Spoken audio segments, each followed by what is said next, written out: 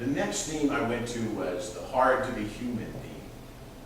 Because I gave the information, and we talked about taking care of yourself.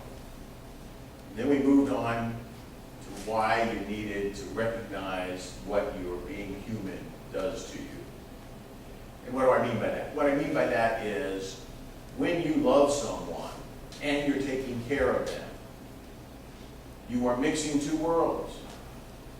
The part of you that wants to act on your love is boundless.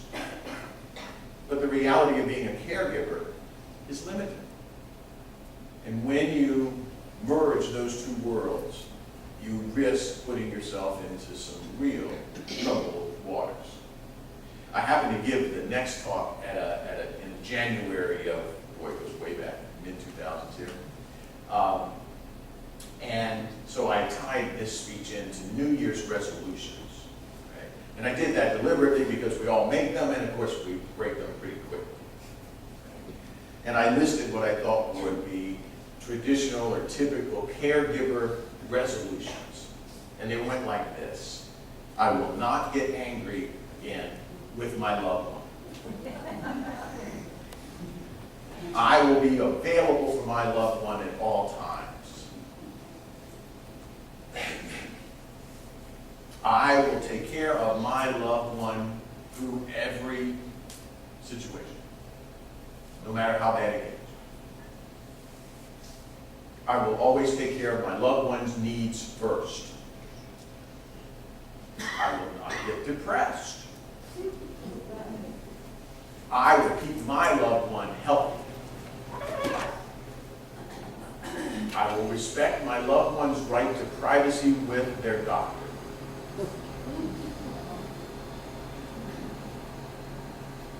I will act like there's nothing wrong. I will not allow Alzheimer's disease to be a household word. I will keep our home in order at all times. I will never let my loved one miss an appointment. I will keep my loved one safe. No falling, no injuries in my house.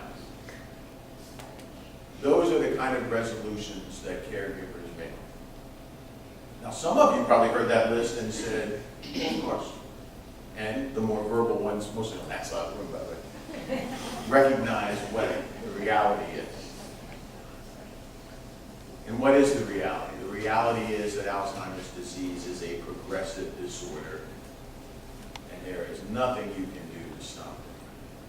And it will have a significant effect on your loved one.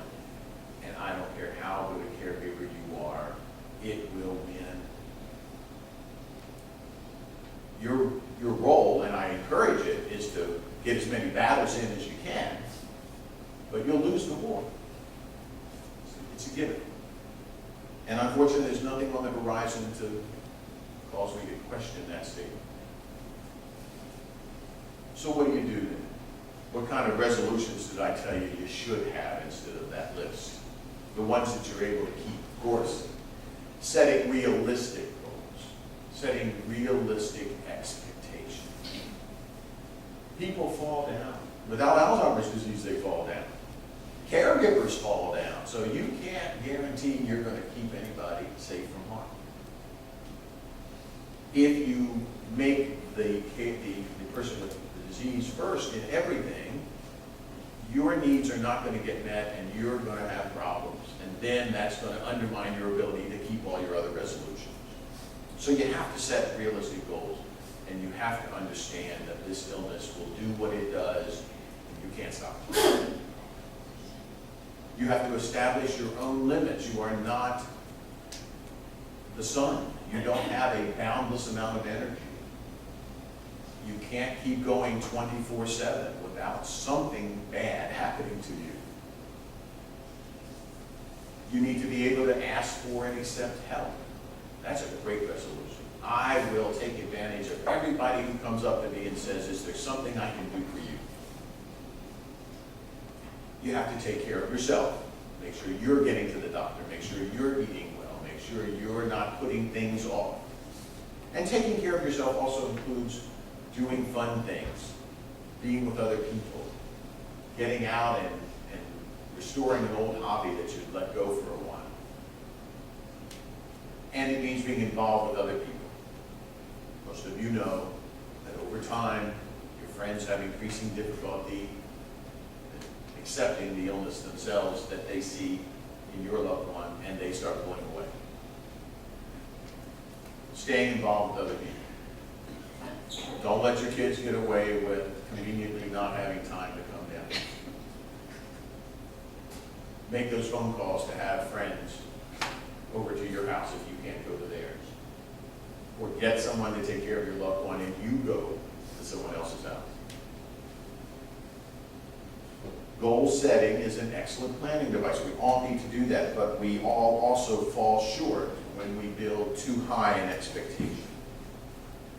Being forward-looking and having a desire to bring about changes that will better your life is wonderful.